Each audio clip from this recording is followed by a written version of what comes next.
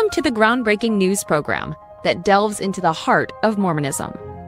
Your weekly window into the unique intersection of news, history, and culture that resonates with the tapestry of Mormonism. So whether you are tuning in from the heart of Utah or joining us from around the world, your favorite news program starts now, where news meets insight and the stories of our faith unfold.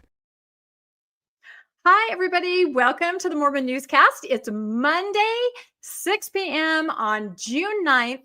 I'm Rebecca Biblioteca, and I'm going to be doing most of the talking tonight because RFM and Bill Reel have just come off a 2-hour episode with Spencer Anderson, accounting professor, talking about some breaking news that we're going to mention tonight. But I want to say at the top, after the newscast is over, this is just going to wet your whistle, to use an antiquated phrase. You need to go back, if you haven't, and watch the episode that just aired prior to this about the LDS Church possible tax evasion. How do you guys both feel, RFM, then Bill? That was an incredible episode. I was telling RFM before the show, I had meant to just kind of like pop in, listen for a minute, had other stuff to do. I was riveted the entire time. You stole 2 hours of my afternoon. And we're not giving it back. I don't want it back. It was incredible. I've got a lot more I want to say, so I'm glad we're covering it again some more tonight at the newscast. So exactly. I'll hit a couple of highlights as my story, and I'll definitely do the same as you, Rebecca, and refer anybody who wants to know more. First off, to the Widows Might Report at thewidowsmightreport.org or widowsmightreport.org with their brand new, as of yesterday, 82-page report on allegations where it looks an awful lot like the church has actually been engaged in tax fraud on the U.S. government. Yep, it's going to be great. So I think let's pull up the slides. I think we have quite a number of stories, and some of them do include breaking news, including what we were just talking about. So let's see, here we go. And I will go through the topics. All right, here we go. We're going to be talking about, as RFM and Bill mentioned, breaking news. The LDS Church alleged to have broken the IRS tax code. We're also going to be mentioning Fairview files a lawsuit in district court. This is in addition to the appeal we talked about last time. They're very litigious. We're going to be talking about where is religion disappearing the fastest, and that means geographically where. This will be a really interesting story by Bill. LGBTQ positive statement removed from the church website. There's a question mark because we're not quite sure what happened. I'll take that one. What should you do when a loved one leaves the church? That's another story that Bill is going to be covering. I'm sure we all would like to know what they think they should do. Throw a party? I don't know. We'll see what Bill has to say. And then Russia bans BYU. This is kind of a big story that came out last weekend, but why is what we're going to talk about. And then finally, a Syracuse temple dedication stealth update. That's right. I put on my stealth disguise, and we're going to have some information on that. So before we go to RFM with the story about the tax evasion, I wanted to remind everybody that, what do you guys think? Does June 9th, does that date sound familiar to either of you? No. Not at all. It would not have rung any bells to me. It wouldn't have. Isn't that funny? June 9th is the anniversary, 47 years since they lifted the priesthood ban. Isn't that interesting? I was 12 years old at the time. And I remember, being in conference when everybody had to vote. But I thought this was kind of unusual. The Church of Jesus Christ of Latter-day Saints Facebook page, Caribbean, specific to that area, I guess, put out the statement of commemoration, to remind everybody what was happening. But to me, what was very interesting is the picture that they used. Do either of you recognize that picture? That event? Bottom left. Yes. The one with Jesus in it. That's Jesus showing up in the Kirtland Temple. Yeah, exactly. I thought, okay, now why are they using a picture of Joseph and Oliver meeting Elijah, Elias, Moses, and Jesus in the Kirtland Temple? Now, this happened in 1836 in April, right? So I think it's very interesting because in January of 1836 is when Joseph Smith did ordain a Black Latter-day Saint, Elijah Abel, to the priesthood. So right here in this picture, the priesthood was on the earth for all men, regardless of race, creed, whatever. And then after this picture, it kind of went away for about 135 years. But let's remind everybody that here it is back again. It's been back for 47 years. So I just thought that was unusual. Just wanted to draw attention. And of course, the picture on the right is N. Eldon Tanner at the tabernacle reading the letter, letting everybody know, and you can see everybody sustaining. So, I mean, you don't remember that, do you, RFM? Because you hadn't joined the church yet. I think I had, because this must have been an October general conference, Yeah. which would have been my first general conference as a member. I was actually baptized later the same month. Okay. That of June 1978. I Right. did notice, however, a couple things about this picture, bottom left. The first I noticed is with the announcement that they managed to do this. They managed to make this announcement of this very important and significant event without mentioning black people or people of color or anything. Yeah. They got a picture that doesn't have any black people or people of color in it to commemorate this event. Although it does look, I can see Joseph Smith, bottom right. Oliver Cowdery on the bottom left looks like he's doing a bit of interpretive dance to express his joy at seeing the risen Savior. But again, the picture has nothing to do with lifting of the priesthood ban. And in fact, Joseph Smith was conferring a priesthood on everyone at that time. Maybe when Jesus came back in the Kirtland Temple, that's what he told Joseph. Knock it off, dial it back. I need to take it back for 135 years. I don't know. It's a really good point you make. It has nothing to do with it, except for the implication that there was actually Jesus coming back to reveal that this priesthood ban needs to be lifted in 1978. Maybe that's the implication. Maybe that's it. I just thought it was unusual, and it is on the church's web or Facebook page. So it must have been, okayed by them. So anyway, so that happened 47 years ago today, in case anybody's interested. Now we will move on to RFM and his big story. Ago today that Jesus did not show up to the apostles in the Salt Lake Temple and tell them to lift the ban. Yes, read Second Class Saints by Matthew Harris, and you'll find out what really happened. So Widow's Mite, top story. Widow's Mite has now dropped an 82-page document. As of yesterday, we just had Professor. He may be president someday. He's an up-and-comer. He should. Spencer Anderson, professor of accounting from Indiana University, on the show to go over some of the high points of this meticulously detailed and exhaustively researched over a period of over a year document by the people at the Widow's Mite. So I wanted to say a couple things here. I'm just going to try and basically describe what it is that happened. Okay, here we go. We all know, I hope, that the church was embroiled in a bit of controversy with the Securities and Exchange Commission because for a period of around 20 years, they weren't filing the documents they were supposed to file with the Securities and Exchange Commission because the church did not want the government to know, and by extension did not want its members to know how much money it had in the U.S. stock market. Now, they got a lot of money in other places, but this is the stuff that relates to the U.S. government and the forms involved. So the U.S. stock market amounts. They didn't want the government to know. So they created 13 dummy. Some people counted as 14. There was a lot of dummy corporations that the church created in order to divvy up the assets that the church actually held and assign them to different ones of these dummy companies so that nobody would know how much money the church had, because the church isn't, and Ensign Peak isn't among any of these dummy companies.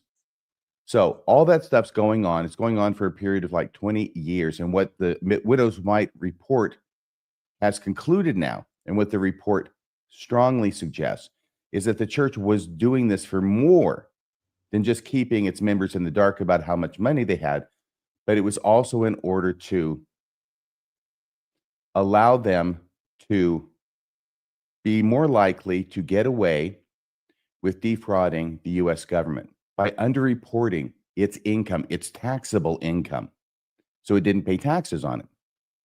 Okay, having said all that, the church is a nonprofit organization. So Ensign Peak is also part of the church. It's an auxiliary. It's part of the church. So it's set up as a nonprofit. It's set up as a charitable nonprofit. But, okay, so let me say, so what that means to me and what that's always meant to me is my understanding has been that it doesn't have to pay taxes on the money that it gets on its investments in the stock market. That's all true. However, the tax code does look at some income from some investments as being outside of that exclusion. Even if you're a nonprofit, there are certain things you can invest in. You get money from them. You still got to pay taxes on them. All right. That's the main thing. And the main thing they're looking at is the somewhat unusual and not very often used entities called PTPs. And PTP stands for publicly traded partnerships. So there are publicly traded partnerships. I'd never heard of them before, but then I'm not really knowledgeable about this area. What Spencer Anderson told us was that even people who know about this, a lot of times they don't know about these PTPs because they're not that common. There's only around 50 of them in existence. You're not going to find them on the S&P 500. That's for regular corporations with regular stocks. These are publicly traded partnerships. Now, under the code, if you invest in one of these publicly traded partnerships and you make money off of it, which is the whole idea, that money, that income is taxable to the IRS, to the U.S. government, even though the church is a nonprofit. Okay?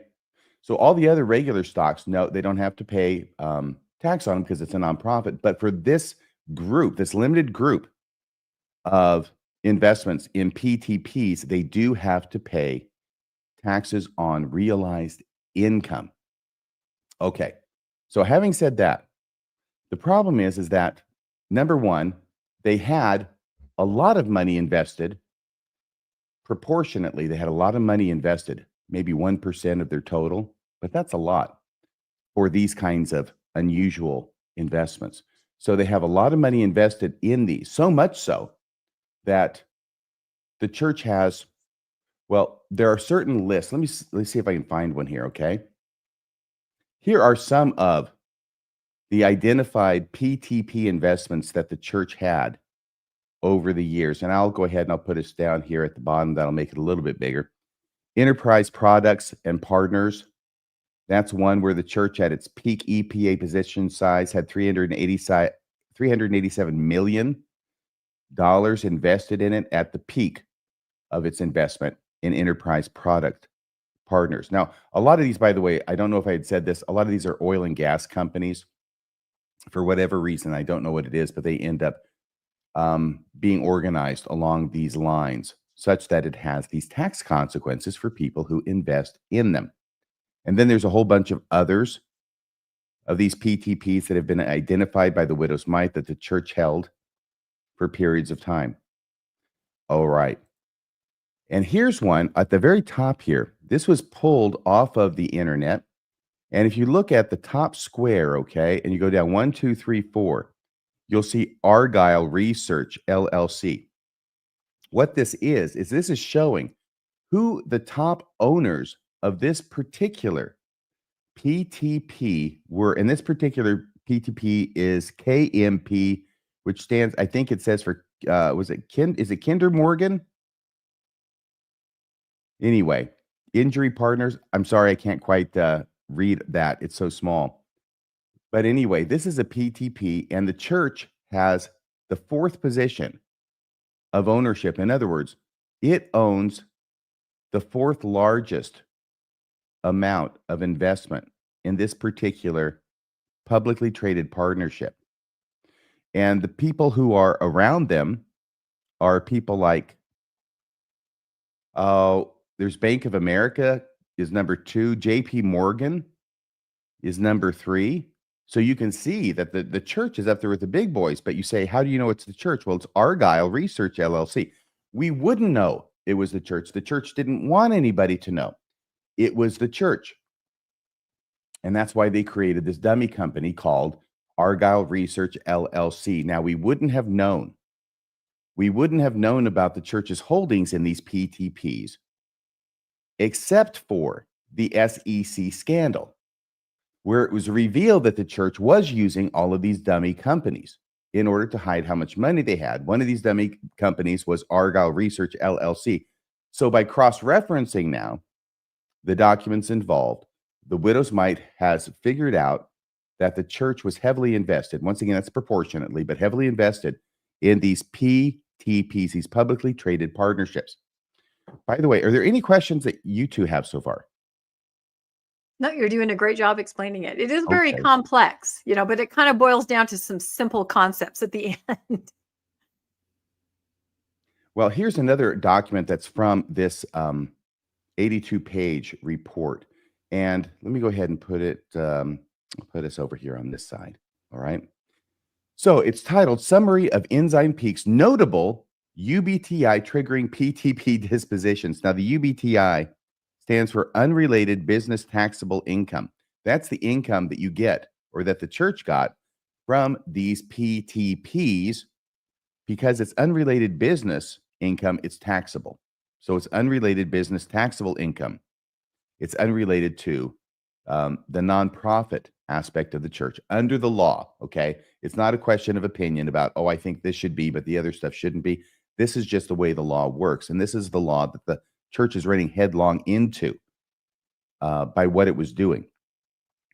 So the next thing you need to know is that the time when the church has to pay tax on these PTPs for the money they're getting from them isn't yearly or quarterly. Under the law, you pay the tax on a PTP investment when you sell, all right, or otherwise liquidate or get rid of it.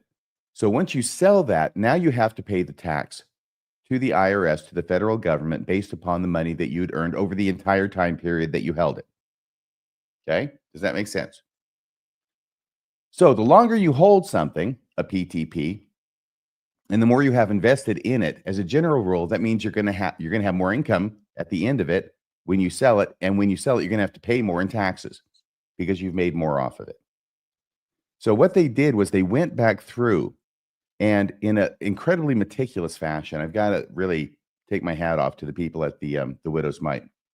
They've done so much investigation in this, and they've gone through and they've looked at all the different PTPs that were owned by the church, which means they had to go back and cross-reference it with all the dummy shell companies that we now know the church was operating under during these time periods, right? And look at them. And then if you look at this diagram, you have every year from 2003 up to 2021. And you have the listing of the different PTPs, those partnerships that the church owned. I'm just going to say the church owned it because the reality is the church owned it, regardless of what dummy company name it was under during the time period. The ones that are bolded now, those represent significant UBTI. That's the money you got to pay in taxes. Bolded lines represent significant UBTI triggered by selling very large and or long-held positions. So in other words, when you're selling some PTPs that you've had for a long time and they're very large, or both, one or the other, or both, you're going to be paying taxes on that, almost surely. Okay? And that's why they're bolded here, so you can keep track of them. Bottom line is, the church didn't pay the taxes that were owed. And the taxes that were owed, let me see here, if I still even have my phone around here. It's probably charging. I had something on I was going to use, but I'll try and not use it now, get around it. PTPs accumulate taxable income over time. So this is a sample chart that they're using, okay, showing if you've got two axes. One is time, and the other is the size or the length that it's held. You're going to end up paying more taxes on these PTPs over time. And that's why the taxable amounts are represented by these little blue circles. So you can see, of course, as time increases, even on a small amount, it gets bigger, and so on, if you invest more or hold it longer. I think that's pretty simple to understand as a simple XY axis. If you own, I was just gonna say, if you own the stock for 10 years and it just keeps going up, you've owned it for that amount of time. The moment you bought it at a certain price, you sold it at a much higher price, you have a ton of tax. If you get rid of it in small increments of time, I'll let you finish, but I'll just note that yes, the longer they hold it, the more they pay. Yeah. If you got $100 and you hold it for 10 years, or $1,000 and you hold it for 10 years, it's going to grow. That's going to be down at the bottom line, heading right? But if you invest $1 million and you hold it for 1 year, well, that's going to grow probably more than the other. So it's bigger, but it's held less time. All we're saying is that the longer you hold something or the bigger it is, okay, or both, the more money you're going to get from it. And therefore, when you sell it, you're going to owe more taxes. And what they're using for their taxable amount here is around 20% is what they estimate would be the taxable portion that the church would have owed had they paid it. Well, they owed it anyway, regardless of whether they paid it, on the publicly traded partnerships owned by the church. Now, taking that diagram, what they've done is they have a slide titled, After 2018, UBTI from PTPs looks roughly as expected. So the taxable income from these partnerships looks like you would expect it to. The square on the bottom says the expected UBTI, the taxable income from the PTPs. So this is what the widow's mite in that box predicts would be the expected taxable income they would have to pay on these partnerships. And for the time period from 2018 to 2021, only that time period, the square on the top is what the church actually paid in their taxable income on these partnerships. And if you look at those two, that's pretty darn close. They're very, very similar. There's a couple of differences, but they're not large. What that means is that after 2018, the church paid basically the correct amount of taxes on their PTPs, all right? And the widow's mite was able to predict how much they would have to pay and did so with extraordinary accuracy, okay? So what they predict the church would pay is what the church paid. But 2018 was a signal year because that's right around when it was that the whistleblower came forward. And there was all that press and the newspaper stories about the church. The church knew it was being watched at that point.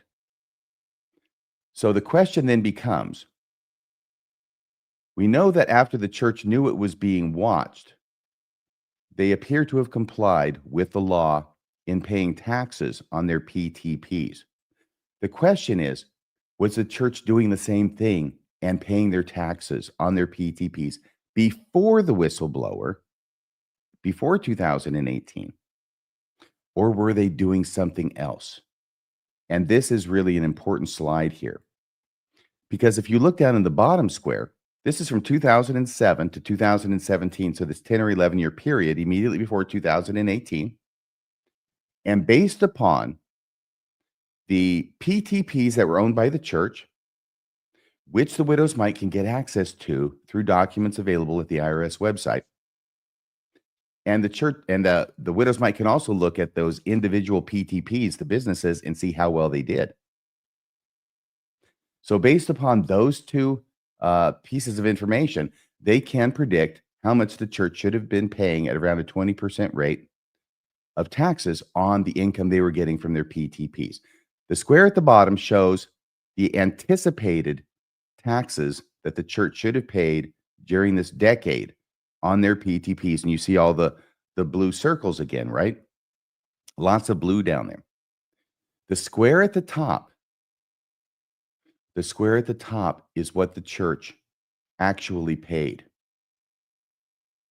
to the IRS in taxes on their PTPs between 2007 and 2017 before they were being watched, and while this was all still a secret.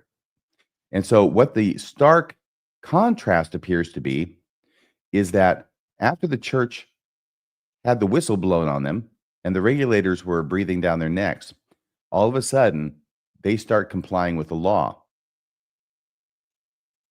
But in the 10 years prior to that, they weren't even coming close. In fact, there's only a very few small blue dots as to what was actually reported by the church and paid. And then there's a host of little red dots. You see those little red dots throughout? Those represent small losses that the church was reporting. The bottom is what the widows might anticipates they should have been reporting and paying. The top square is what they actually did report. Now, the reason these both are important together is because what the widows might shows in the slide from 2018 to 2021, that using their methodology, they are quite capable of predicting with extreme accuracy what it is the church should be paying. And that's why those slides are so similar. Once again, the bottom slide being the prediction by the widow's mite as to what the church should have been paying, and the top square being what the church actually did report. And if the church could do so good on that time period from 2018 to 2021, what do we think when they use the same methodology for the prior decade from 2007 to 2017, and what the church reports is so dramatically different? All right. Then the widow's mite, they look at this looks bad, but they know this is a strong allegation that they're making. They're alleging tax fraud by the LDS Church in the tens of millions of dollars, even hundreds of millions of dollars over this time period. So what they wanted to do was they wanted to go the extra mile, and this is very important, by the way, that they did this, was they came up with any possible innocent explanation for this data. In other words, is there any way the church could try to, in reality or not, explain away this data by saying, well, this is what we were doing. We weren't really defrauding the federal government. We weren't really engaged in tax evasion. We were just doing something else that accounts for the data. And the bottom line is that they went through 5 of these. They came up with 5 possible innocent explanations. They go through all 5, and basically none of them hold any water. 2, 3, 4, and 5 don't make any sense. And you'll see over in the right-hand column what the data says. Not likely, not likely, not likely. Number 5 was not supported. And number one, which was Ensign Peak paid the full taxes. Oh, yeah. Ensign Peak. This is the possible innocent explanation. And this is how far they've gone in order to try and help the church out and try and come up with some way that this doesn't look as bad as it looks. And one of them is number 1, which is actually the church did lie or misrepresent on its tax forms. It misrepresented about the PTPs, but it nevertheless took all the money that they owed on that, but that they weren't reporting to the IRS, and then paid it some other way to the IRS. Yeah, that's possible, but it's really unlikely, in my opinion. Now, all that the widow's mite people and all that Spencer Anderson was willing to say was, we don't know because we don't have the data. But when I asked him, I said, are you aware of any time in history when this has ever happened, when some company or individual has lied to the IRS about certain investments, not reporting the income, but then went over here on the side and in some other category paid what they owed anyway? And he was not aware of any. I also asked him if you could use the same excuse to report any tax fraud. And he said, yeah, basically you could. It's a wood tool, right? Any tax fraud could be possibly explained by this way without access to their books. And hopefully the IRS will pick this up. We'll do an investigation. We'll find out what the truth is here and get to work. Get to work on this, because the church has been apparently intentionally defrauding the federal government by underreporting substantially its income, specifically from publicly traded partnerships, in an effort to, I'm trying to use my words here. I said something about tax. It's tax evasion, for tax evasion. I had said tax avoidance in the last podcast, and Spencer had corrected me. Says, no, tax avoidance is perfectly legal as long as you're doing it according to the law. We all do that. We take exemptions, deductions, blah, blah, blah, right? We got that. This is tax. This is not tax avoidance. This is tax evasion, is what's being alleged here. My understanding is that the IRS is very underfunded. And so frequently, if they're ever going to move on, they don't have a lot of resources to go and investigate things. So a lot of times if there's going to be any action from them, you basically have to do all the work yourself, do all the investigation yourself, hand it to them with a bow tied on it if you got any chance of their taking action on it. So in other words, you got to do all the investigation yourself and give them the case. And that's what the Widow's Mite is effectively doing with this report. This is information that the IRS probably has not had up to this point. I'm not going to say all of it, but the strong stuff in it, I think the IRS has no clue about this. And we can keep our fingers crossed that they're going to think this is as significant as the Widow's Mite does and as I do. Now, one last slide. Actually, I'm not going to use this slide, okay? That's going to take us into a few other areas. We used that last slide at the end of the last show with Spencer Anderson, but that's going to get us into the weeds a little bit more, and we don't have time for that here. The other show was like an hour, 40 minutes. Yeah. Okay, so there's the story on the Widow's Mite report and the allegations of tax fraud by the LDS Church. You know, the apologists before were saying about the SEC stuff. Well, the church never defrauded the federal government. This is just filing the wrong forms. Okay. There was no money. There was no money that was kept or fraud that was involved or tax evasion that was involved. That was the big apologetic, you remember, for the SEC scandal. It wasn't true for that, really. Well, there wasn't any money involved, right? It was just the secrecy and the fraud and the dummy shell companies and all that kind of stuff. With this one, we got money involved. And that apologetic is not going to fly on this one. That's my period. Bill, did you have some comments? I know you wanted to make a few, I think you said, about this topic. Yeah, so first, why does anyone trust a church leadership who, after the 13F, the SEC, all the other dishonesty,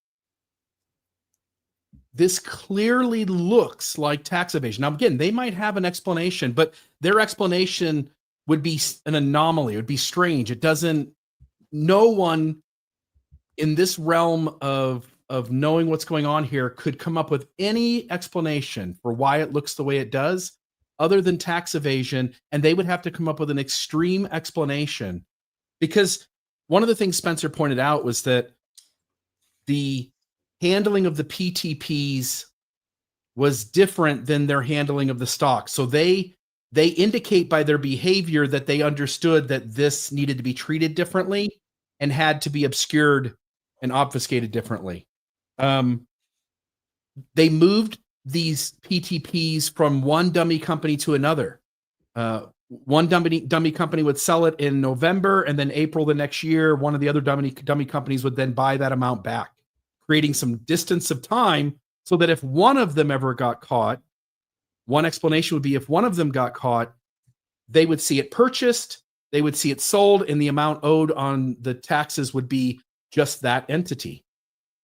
They wouldn't be able to go back and say, well, like someone else sold a stock. Like if I sell a stock tomorrow and then my brother buys it a year from now, no one knows that connection. So there was behaviors that seemed deeply intentional. Last thing I'll say, tithe payers.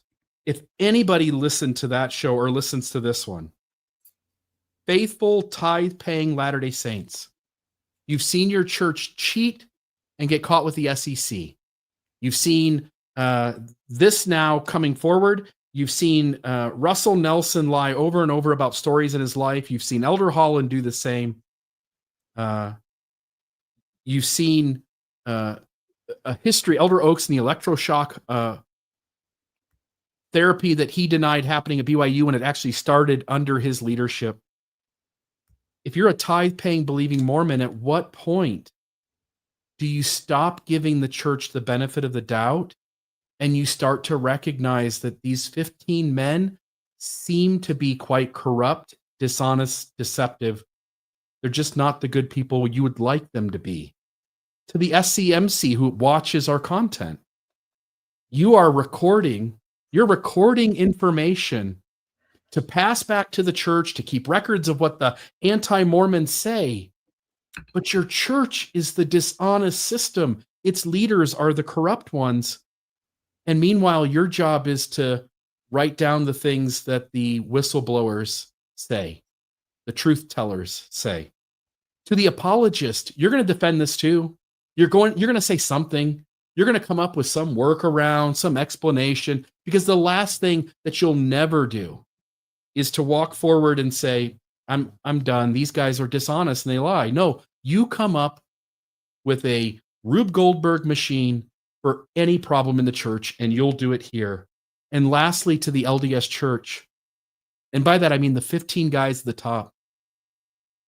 If this is true, and I don't even need this to be true, I can go to 1,500 other things.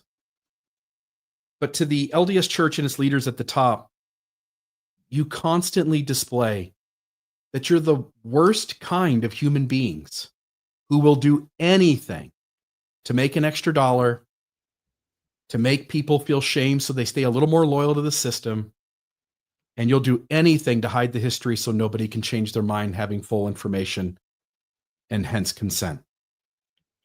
And that's all. I'll put a And quote that's on all. that by saying, great comment, Bill. And we here at the Mormon Newscast consider the matter reopened. Yeah. There it is officially. So no, that you said it perfectly, Bill, and people were, chiming in the comments about how well you stated all that.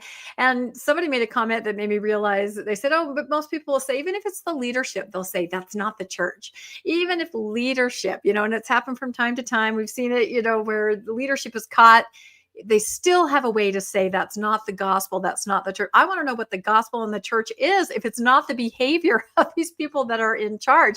My other thought about this, just as we end this segment, is the church requires complete, excruciating honesty from its members, and we are conditioned to give it, to the point that we will tell them if we masturbate or if we view pornography. I mean, the excruciating nature of the honesty that is required, it's soul crushing. And yet it doesn't seem to be anything that they have to have any accountability for at all on any level. So to me, that's very disturbing. But you're right. A lot of people don't realize that or see it that way. Yep. Great reporting. And again, everybody, this was just, the tip of the iceberg. After this, or when you have time, go back and watch Professor Spencer explaining all this with Bill and RFM, and you'll get more of a feel for it. It was an excellent episode.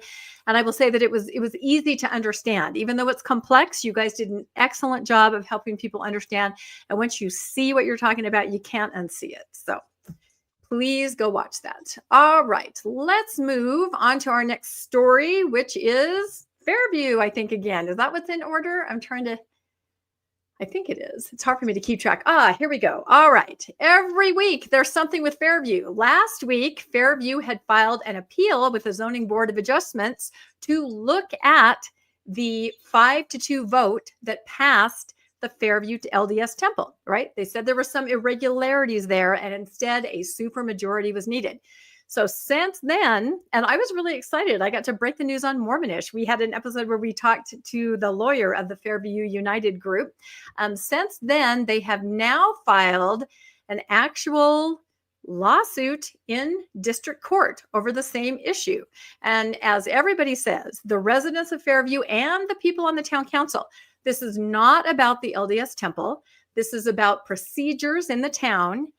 Legality, yes or no, but it could affect the LDS Temple, if that makes sense. So today we're going to talk a little bit about this lawsuit that has now been filed in district court.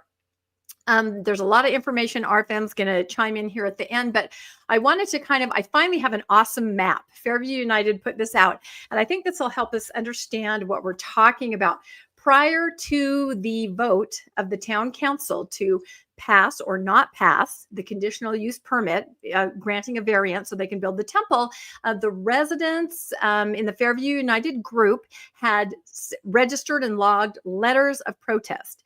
Now, if 20% of the residents, I've said this over and over, you guys can probably quote me, based on land area, are not okay with this, it takes a super majority of the town council, meaning 6 out of the 7 votes, 6-1. They didn't get that. They said this is passed at 5-2. And this is where the whole question lies. So how do you protest and how do you calculate this? Well, you take the land that the church is going to build the temple on. That's right in the middle, the white area right there. And then you go out 200 feet, right?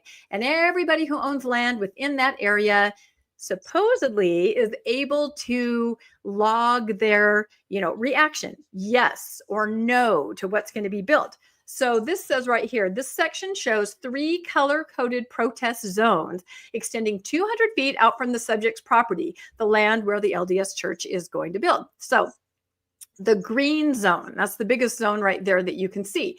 Northwest and east sides of the property, you can see that. All of it is within the town of Fairview. Everything green there is in the city limits of Fairview. And these landowners can legally protest, meaning they can write those letters. They can say, I don't think this is a good project for my town. They can do that.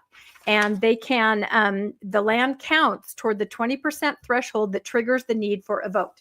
So, it's a huge calculation based on this 200-foot protest zone that anybody in this green zone that writes a letter to the city and logs it prior to that original meeting, they're counted in that 20% because we're trying to reach that threshold to trigger a supermajority. Rebecca, hey, I don't mean to throw you off here at this point, but in their written objection, do they have to do something to notify the city that they live in that zone? Yeah, the city had to have notified them about the ability they have to weigh in on this issue.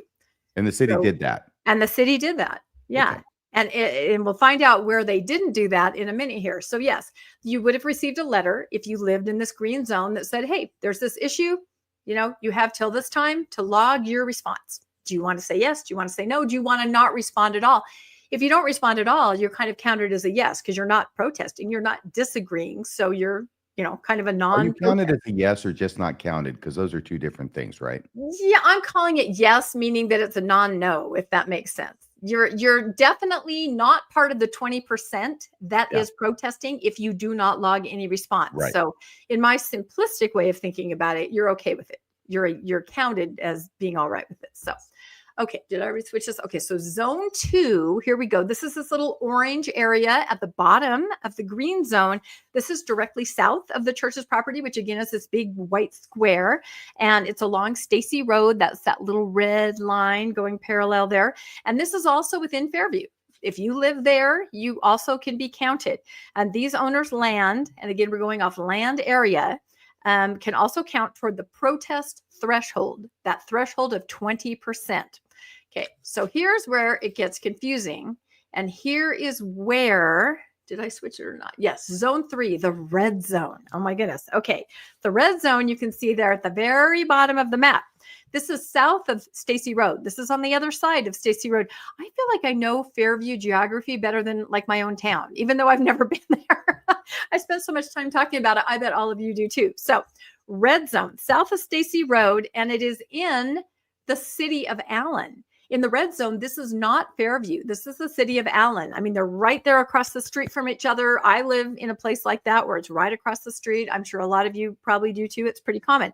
So Rebecca, I'm so sorry. Is the yellow/orange, the yellow zone there that was on the previous slide, that's just a road? That's just Stacy Road? No, Stacy Road is the red. And that's the other question too. How do you count the area of a road? Is that a yes or a no? All these things kind of weigh in. So I think that's a wash. Yeah. And it's very complex. There was another map where they really had it laid out with the square footage and all that. I did not want to show that. I'm trying to give kind of a simplistic explanation of how this all works. But yeah, as far as what they're presenting in court or in these appeals and the lawsuit, it's really complicated and they've really measured everything out.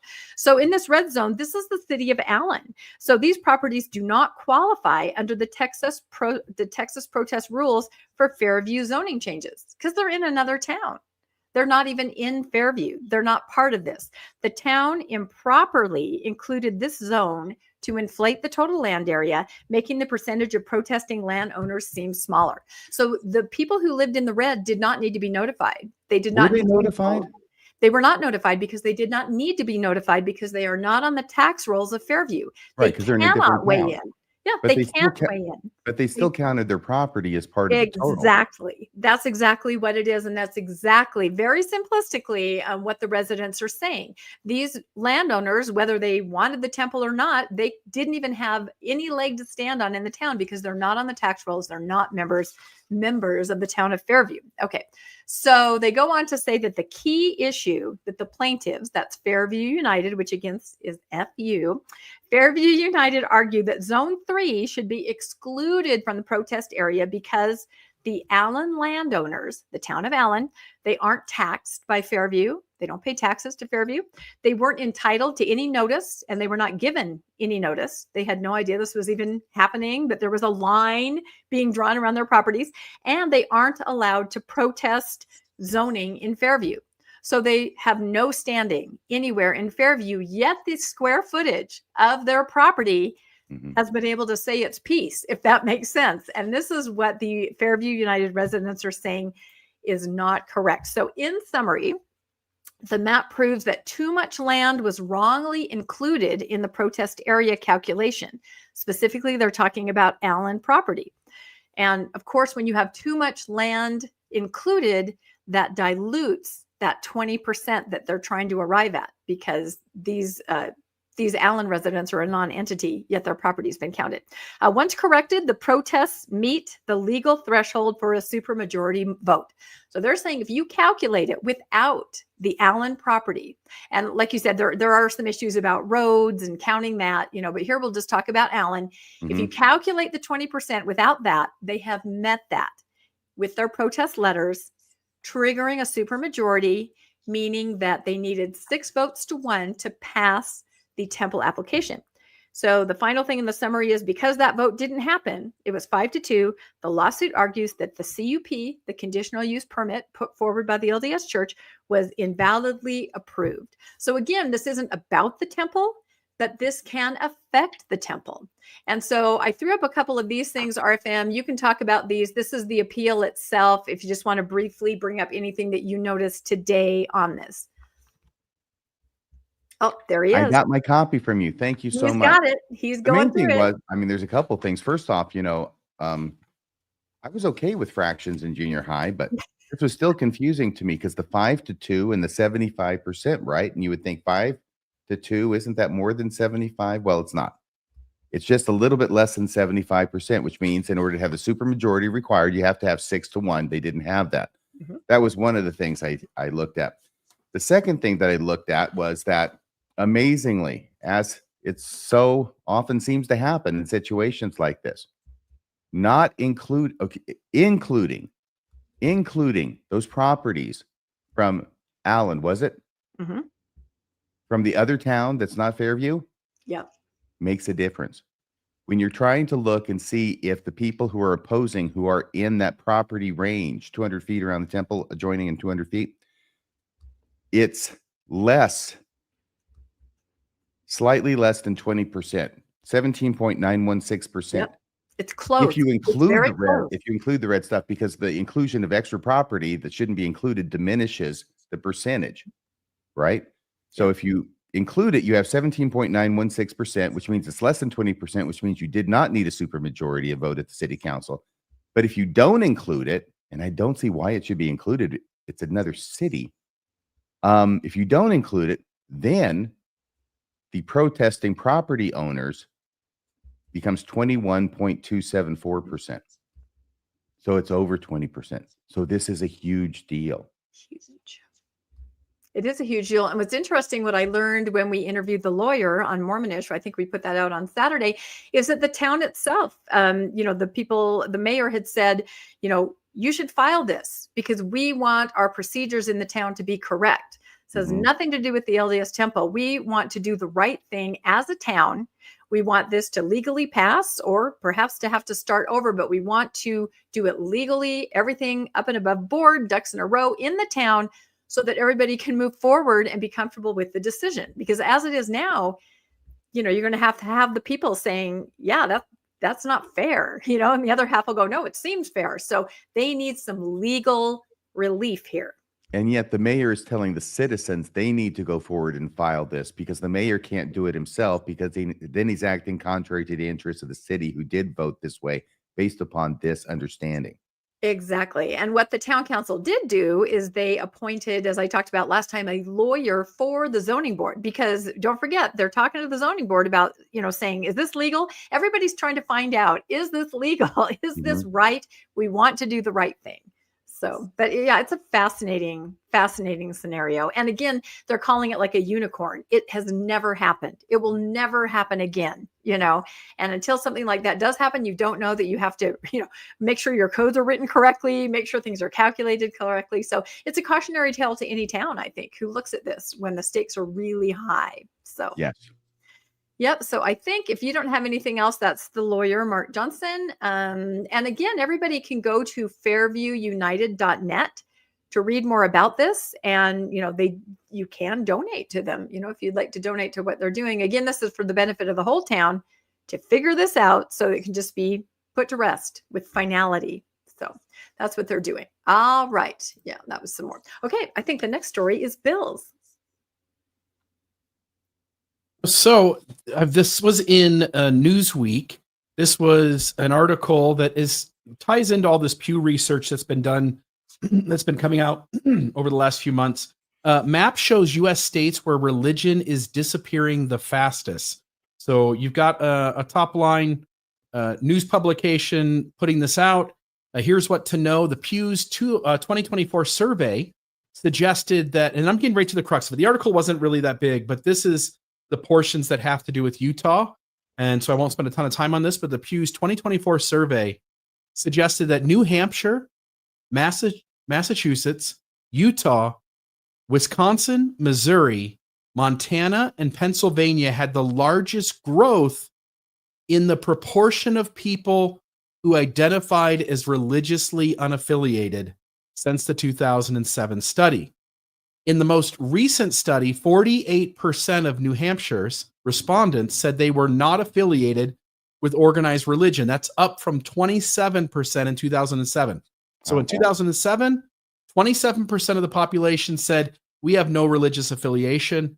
Today, that's almost half. That is insane in terms of the statistical increase there.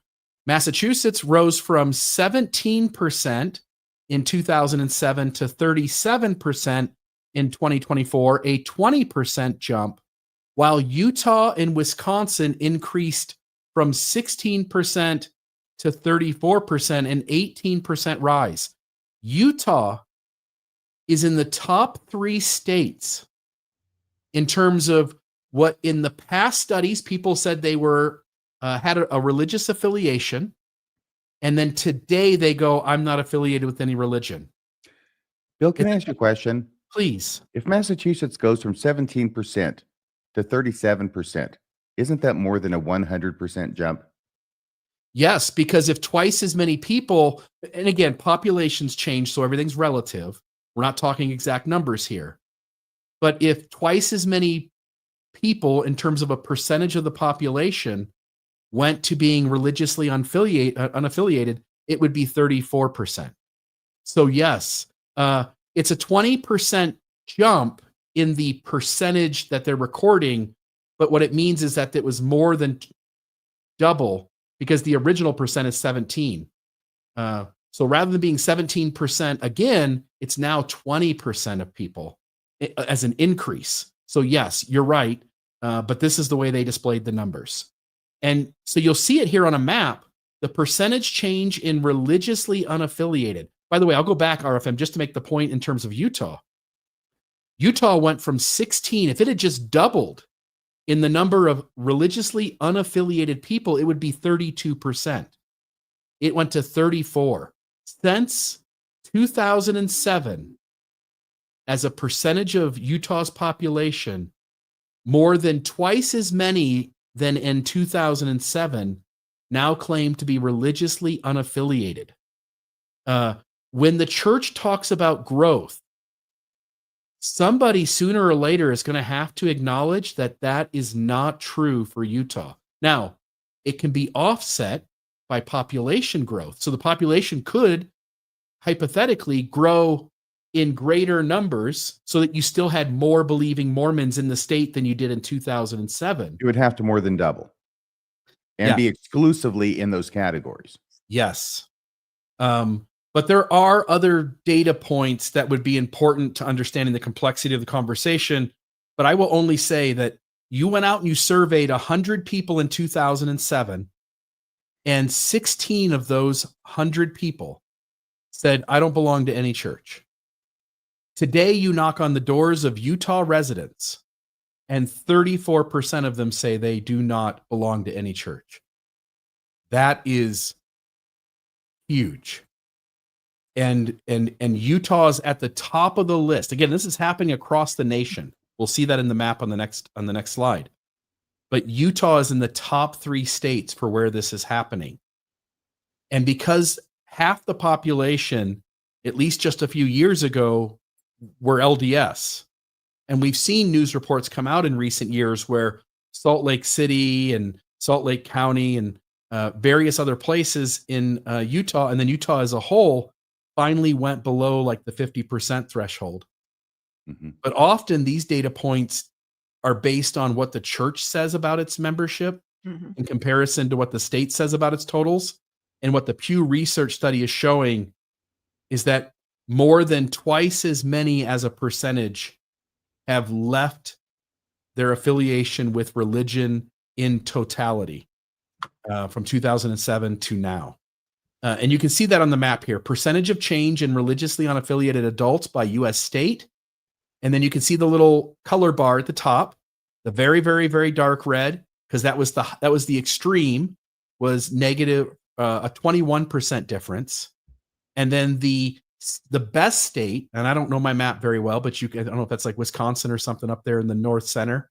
That looks like South Dakota and Alaska. Okay. The darkest blue. Yeah. So South Dakota would be the least amount of difference, and they had a 1% change. So people in South Dakota are still claiming their faith in the same numbers almost as they did in 2007. Utah is one of the 3 darkest states, and you can see that. You've got the 2 over there in the East Coast, but you've got Utah standing out sort of on its own. And for me, the only way I can explain that is if I take Mormonism as a huge part of that conversation around why that's happening. Well, one might think that the biggest changes, given the rise of the nuns and everything, right? The biggest changes would be reflected in those states that are historically the most religious. Yeah, and I think there's truth to that. So you got New Hampshire, Massachusetts, you got Utah, Wisconsin, Missouri. Are those the 2 synods? Yeah, New Hampshire. Church? Say that again. Wisconsin, Missouri. I mean, aren't there 2 synods? Is it of the Baptist Church? Is it the Lutheran Church I'm thinking of? I bet it's a Lutheran Church. Okay, Wisconsin, Missouri. Montana, don't know so much about. Pennsylvania. Yeah. Okay, so that's a guess. It's a stab. And I don't think there's another slide for this. Yeah. Oh, that's a different story. And this is self-reporting. I think we need, it's not just somebody making some kind of, estimate or a guess. This is, like you said, knocking on a door and hearing, nope, not so much, not this time. And I think to what you just said, Rebecca, when we depend on the church's numbers to get a feel for things, we've had numerous instances where the church claims a certain population of Latter-day Saints in a country, only to have them self-report at exponentially lower amounts. Every time. And what you're seeing is that Utah in the last almost 20 years has lost its faithful, loyal members as significantly as practically any state in the union in terms of any church losing its people. Yeah. And I think that's a big deal. It is a big deal, but I was going to say in terms of politicians who are LDS or LDS adjacent, the state is still covered in that way. And 90%. Yeah, exactly. And 28 temples in some phase of construction or planning or renovation in Utah. And every single conference, there are more temples being built in Utah. And we're going to talk about one later on in the broadcast. But again, how do you explain that compared to these stats? 28 temples when the membership is shrinking so drastically. Does this seem quite significant to you? I mean, this seems extremely significant to me that in 20 years, more than twice as many as a percentage no longer want to claim their faith in a religion in Utah. And at least probably half the time, if not significantly more, it's the LDS Church that we're talking about. Well, the church has said that the reason for the decrease of numbers in California and West Coast states is because they're all moving to Utah. And now I expect they'll say that the reason for this in Utah is because they're all moving back to California. I'll tell you my Awesome. theory on why. I know a lot of people say, of course, the internet in the 90s, but that date, 2007, 8 is extremely important. I'm talking about smartphones, that at your fingertips, you have information, you're able to research something, you can sit in the pew and go, this is BS and go, I mean, I'm being facetious, but do you know what I mean? The instant at the tip of your fingers information that you can check into things, truth claims. And there it is right there. I think it makes a huge difference. No, I think you're right, because when I was investigating the church, I had pamphlets and scriptural assignments, especially in the Book of Mormon, for me to read from the missionaries, which of course were, put out by the church. And I read all of those, and I was a very good student. I ended up getting baptized. I was a golden contact. I contacted the missionaries. That's how golden I was. So, yeah. But if I got the pamphlets and I'm reading them, if I've got a computer, a super pamphlet in my pocket, and I can open up and find out, priesthood restoration or translation of the Book of Mormon, I'm going to find out more information there. Yep. And in real time. I mean, prior to the smartphone, you might hear something in church and think, yeah, I got to go research that Book of Abraham. You forget. You can pull your phone out during class and go, Book of Abraham. Yes. Yep. Do you want me to go to the next story? Or I'm Yeah, happy. no, go ahead. So I'll just note here, this is a really short one too, and then I think I have one little one at the end. An AP reporter explored religion in Utah. She was surprised by what she found. And I'll just note, what's interesting about this story is Mormonism is hardly mentioned. What AP reporter Deepa Bharath, and I don't know if I'm pronouncing that correctly, what she went into was that the Hindu religion in Utah has more of a presence than she expected to find. And she was pointing out the Spanish Fork Hindu temple and talking at length about all the good they do in the community. And I put a couple of things up there. They do a donation-based yoga class. They have a donation-based diner. So you just make a donation based on whatever you think that was worth and give whatever you want to give. But one of the cool things that does tie to Mormonism in the article is that our good friend Phil McLemore was mentioned as a Mormon yogi, or not yoga, that's the wrong thing, but a Mormon yogi, a wisdom teacher in the sort of Hindu religion or Eastern wisdom traditions. Phil McLemore was mentioned as having some interaction with that Hindu community and doing things in terms of meditation and yoga and other things. So kudos to Phil McLemore for always being involved in the community in getting a mention here in this article. And again, she pointed out that the Hindu faith has a much stronger presence than at least she expected. And from what I could see, there were several very active, large groups throughout multiple places in Utah, not just the Spanish Fork. So there's that article. And I don't know if you guys have any thoughts on this, but it was a small one. But I thought Phil needed a mention. No, I thought that was great. I saw that too. And I do talk to a lot of people who say they've attended events there and they're so excited that's part of the community. And I think it's a growing presence. I think it's growing and it's only going to get bigger. So very cool. All right, let's see what we have next. Like Bill said, I think we have a couple little smaller stories going forward, but there was a lot of news this last week. And here's one. It is June. It is Pride Month, and there's a lot going on. I went to the Utah Pride Parade on Sunday. Yes, it was really fun. Here's a picture. I was watching people march by. I'm like, wait, that's Natasha. There she is. So we snapped a picture, and it was interesting this year, though. There were several companies, that had been there in the past that chose to not participate. And it was kind of shortened by about 7 city blocks. It was a little smaller than it had been in the past. And, How due to long the is it present- usually? I mean, it usually takes, several hours, but where we went to sit, where we have sat for the last several years, that was not part of the parade anymore. We had to go half a mile the other direction. So they really did shorten it by several city blocks for whatever reason. But it was amazing, the people that did show up, and I'm going to show a little video from it later. But at the same time I was headed over to the parade, I came across this post on Latter-day Stories, and it says, just in time for Pride, here we go. So it says, the Church of Jesus Christ of Latter-day Saints has quietly removed a 2015 statement from its official newsroom website, assuring its members that they are free to support LGBTQ events, groups, prompting questions and timing, with Utah's largest Pride Festival opening its doors this weekend. And I did just check, and what they're referring to is gone, because sometimes they put things back, right?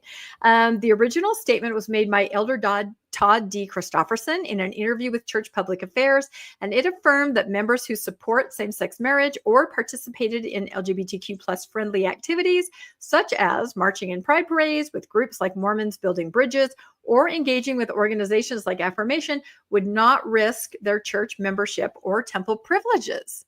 So this apparently was a statement made by Elder Todd on the church newsroom. And of course, I looked for that statement somewhere else, and could not find it. Has anyone preserved it? I found statements around the statement, and we'll go into that. But what used to be there is now simply we apologize. This is missing. And what it used to say, let me see if I can get to, I think it was back on the other page.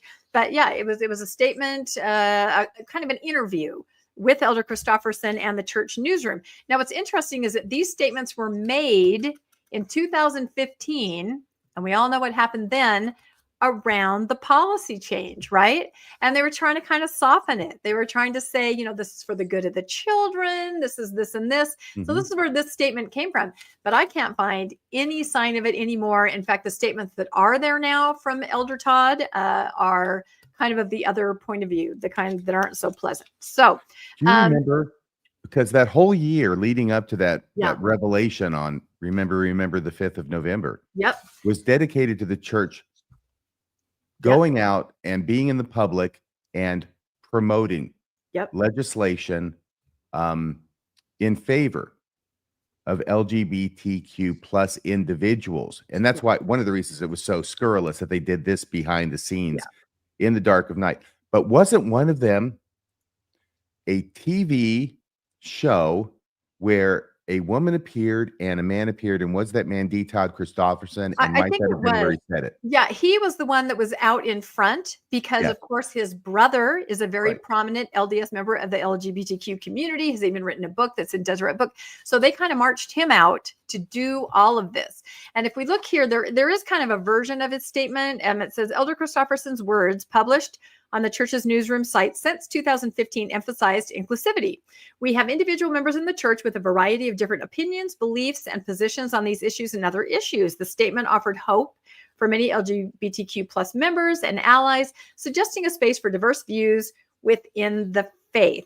The link was originally on the newsroom, and its removal sparked speculation about the church's intentions. Is this deliberate? Is it a shift in messaging, or is it just website maintenance that happened to be scheduled for June?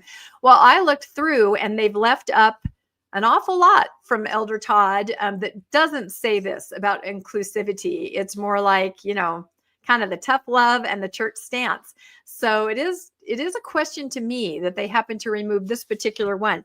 Now, I found, like I said, some adjacent things that he had said, because I knew people would ask me, well, where's that statement? Where do they say we could march? Where do they say it's okay? So this is in the Deseret News in an article right then, November 6th, the very next day.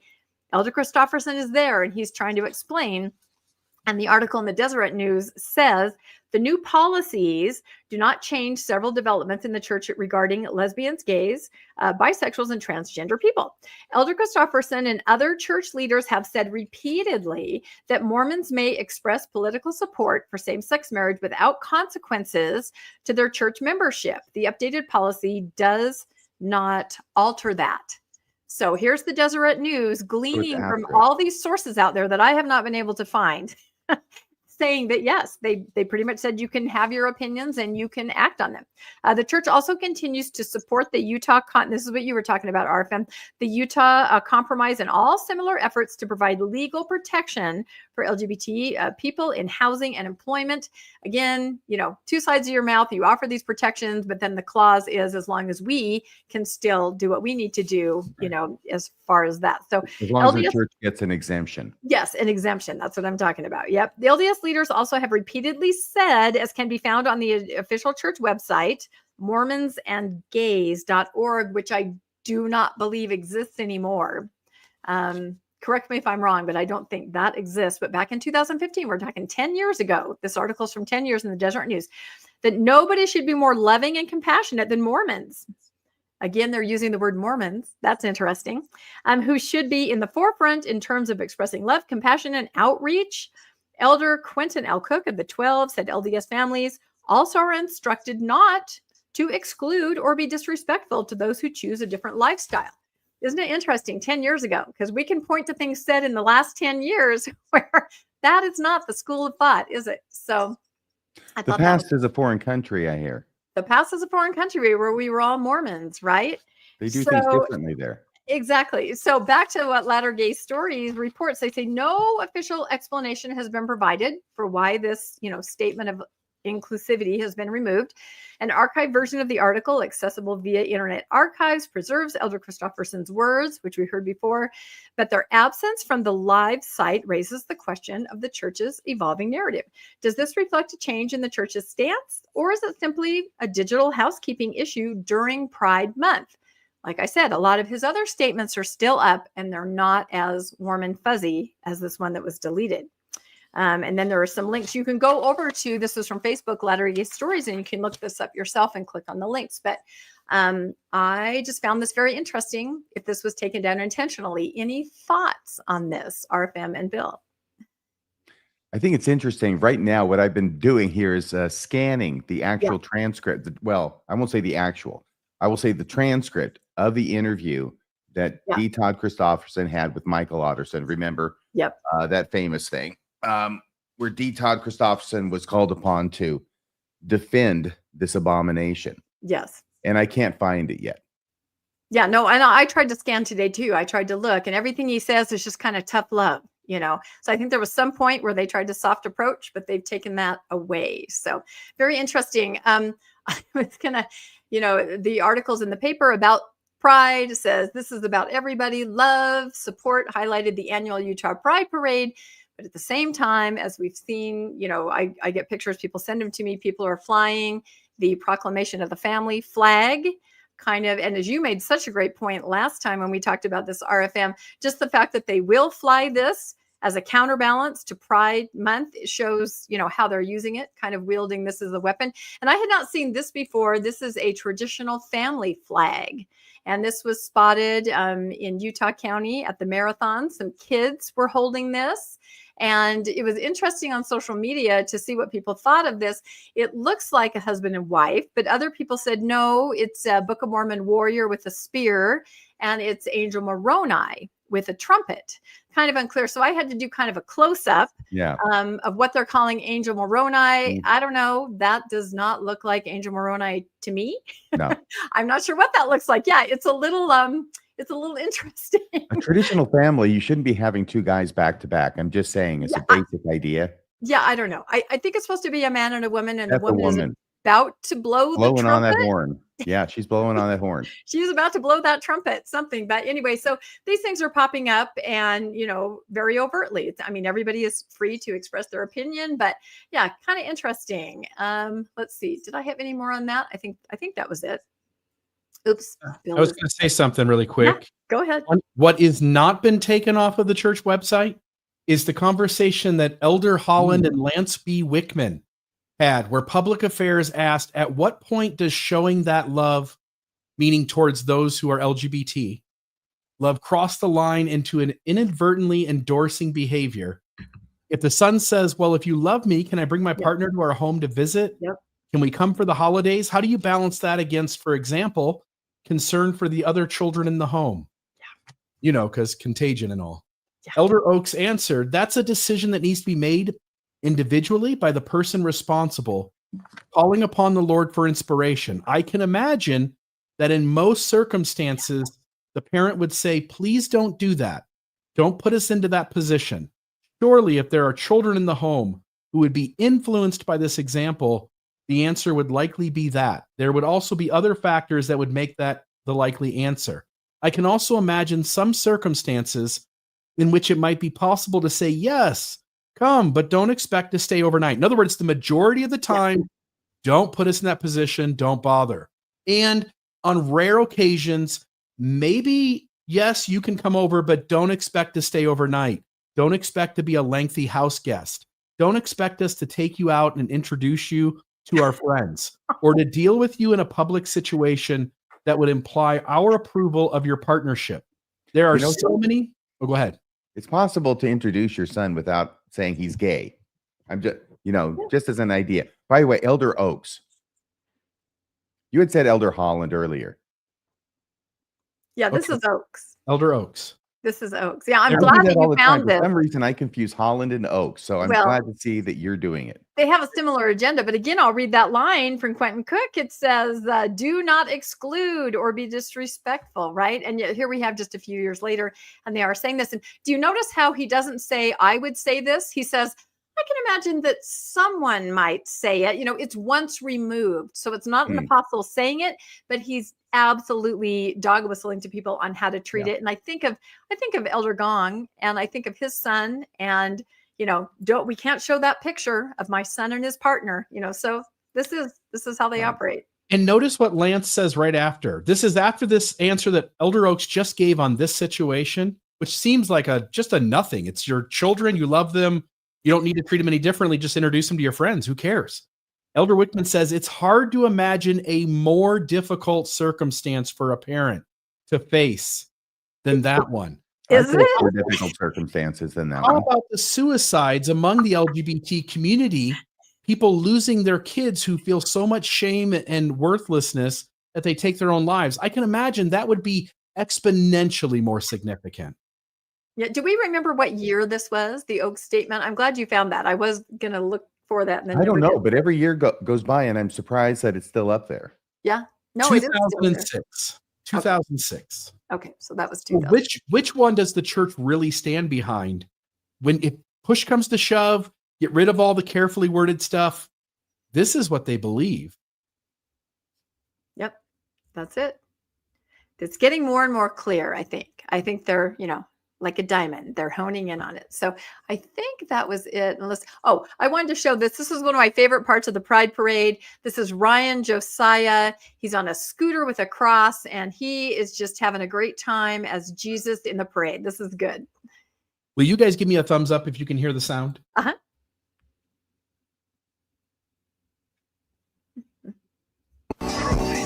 Yeah. It's just really short.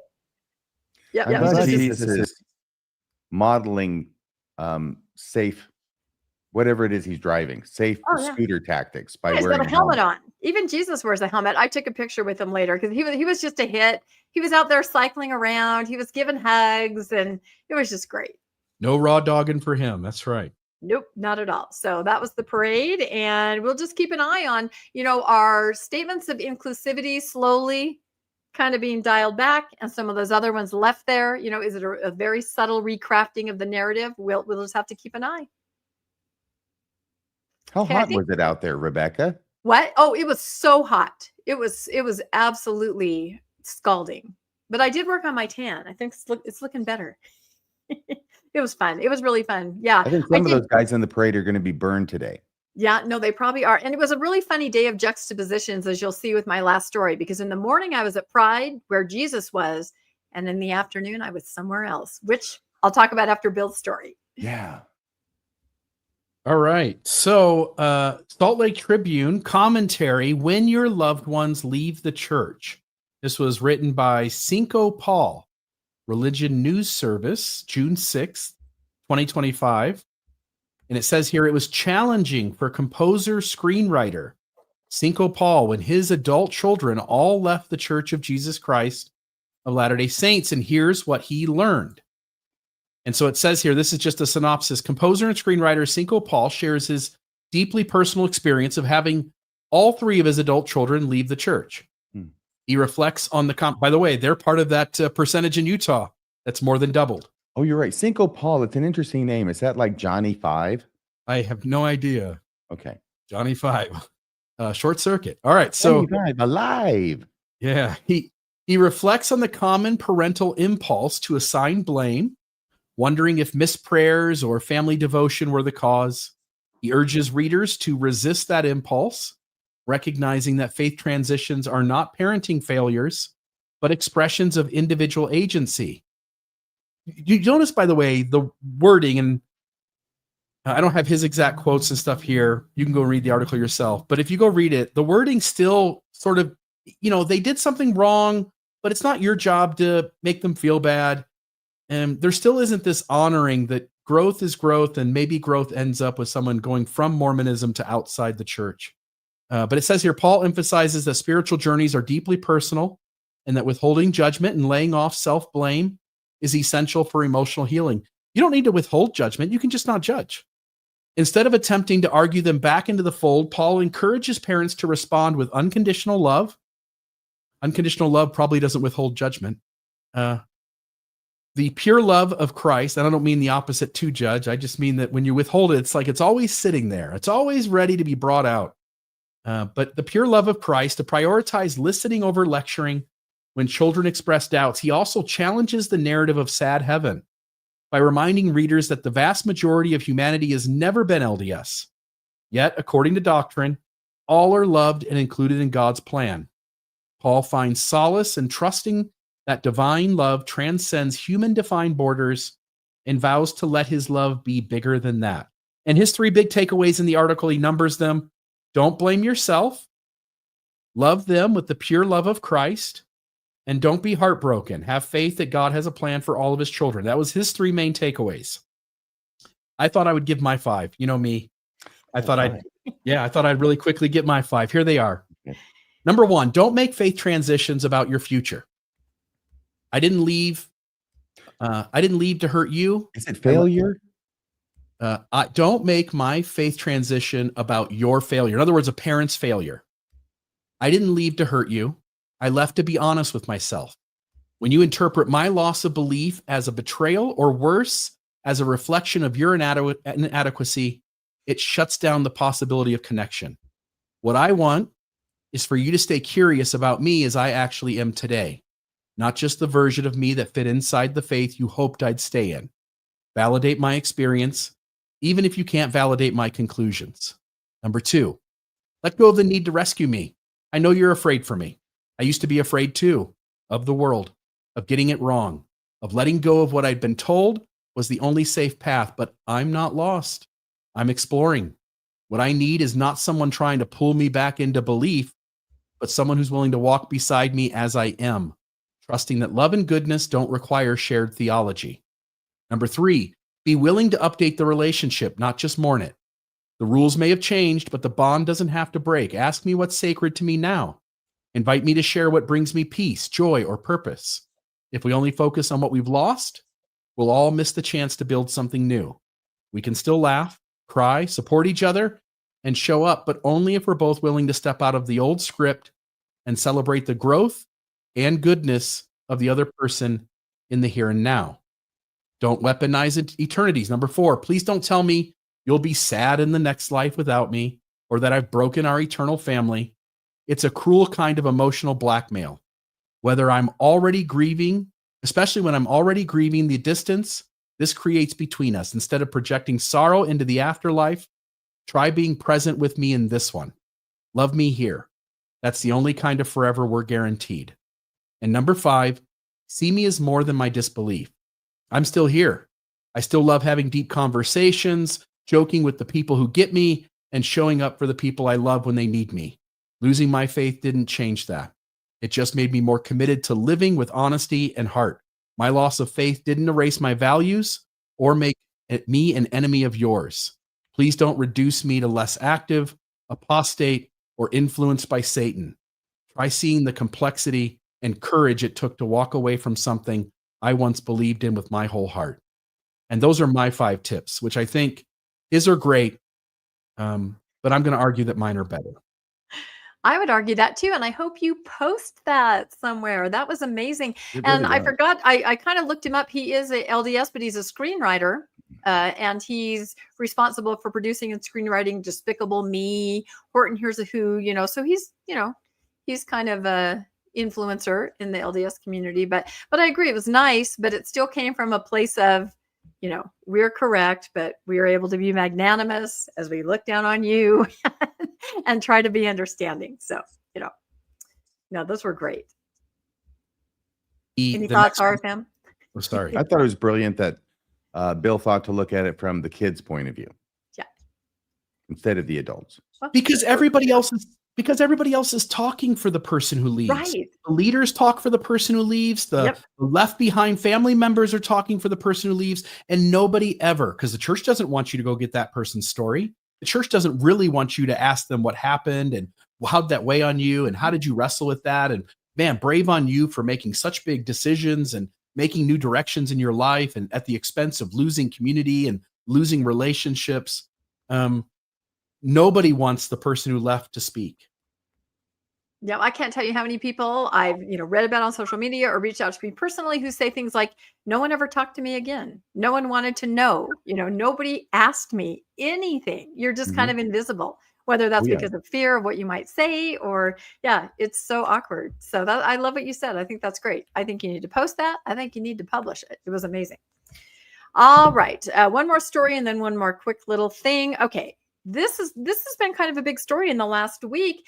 The headline is Brigham Young University is now on Russia's undesirable list. And why? Have you guys been following this? No. This is crazy. Not at all. Not one bit. Oh, good. This will all be new then. Great. Okay. So here we go. The Russian government is apparently not a fan of Brigham Young University.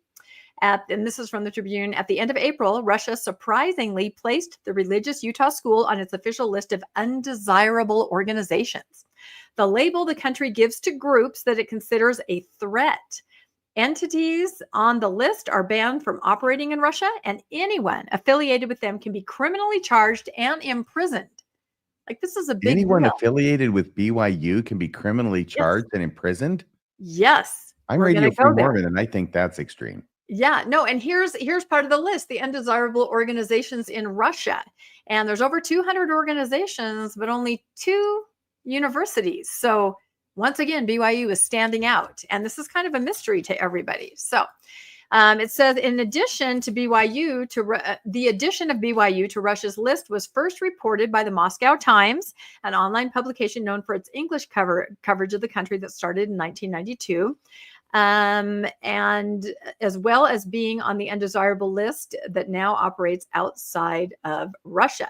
Led by President Vladimir Putin, Russian leaders have targeted any people or organizations it views as critical of the government, including news outlets, human rights groups, and political associations. So these are the kind of groups that are on this list. And what I showed before, that's only part of the list. Like, it goes on and on. But only 2. This is a badge of honor. This is a badge of honor for BYU then. But it's so out of the blue, or is it, right? Or is it? We're going to find out. So most of these organizations, and I went to the Daily Universe at BYU, which is where this little clip here is from, to find out, what's their take? Are they closer to it? And they said most of these organizations are human rights groups that directly oppose Russian policies, like they're actively opposing. BYU sticks out like a sore thumb amongst the 232 groups found on the list. Of the 232 organizations, BYU is only the second American-based university on the list.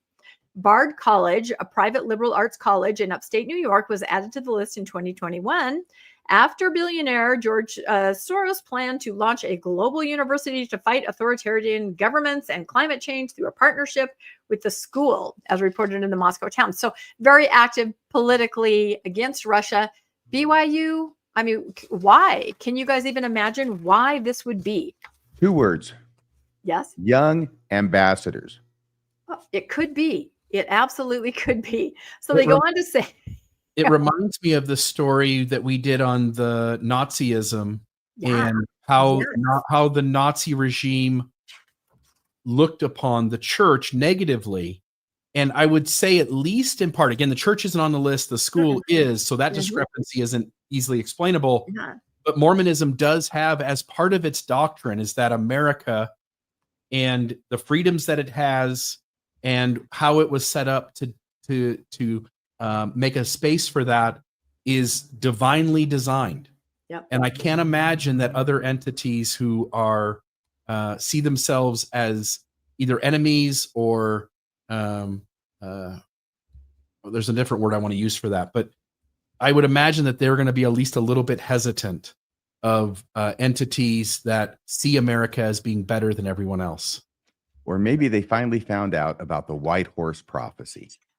It could be that. Now, we haven't had missionaries there for quite a long time. I think it's been 2022 since they were all pulled. So I've been missing all the kidnappings. Yeah, no, there was a lot. Yeah, during COVID, it was really rough too. So it says the list from the Ministry of Justice of Russia does not indicate an official reason as to why BYU, which is sponsored by the LDS Church, was added, but it does list a date of publication of information on recognition of the organization's activity as undesirable.